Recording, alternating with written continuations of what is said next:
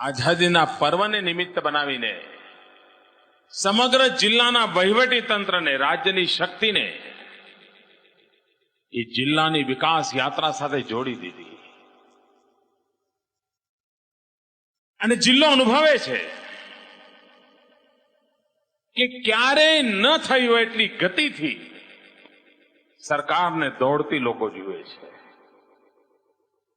ક્યારેય કલ્પના ન કરી હોય એટલા લોક જીવનના પ્રશ્નોના નિરાકરણો એક પછી એક તેજ ગતિથી થતા જોવા મળે છે.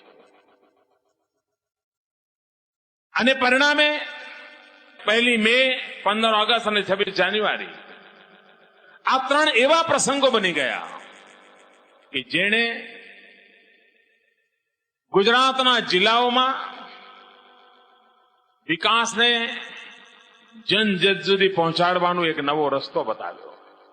માત્ર 1 ઓગસ્ટથી શરૂ કરેલા 15 ઓગસ્ટના કાર્યક્રમ નિમિત્તે લોકાર્પણ થયેલા કામો અને શિલાન્યાસ કામો થયેલા જેના કારણે માત્ર બનાસકાંઠા જિલ્લામાં લગભગ 950 જેટલા કામો અને 700 કરોડ રૂપિયાની માતબર રકમ આ રાજ્ય સરકાર આ જિલ્લાની શકલ સુરત બદલવા માટે ખર્ચી રહી છે.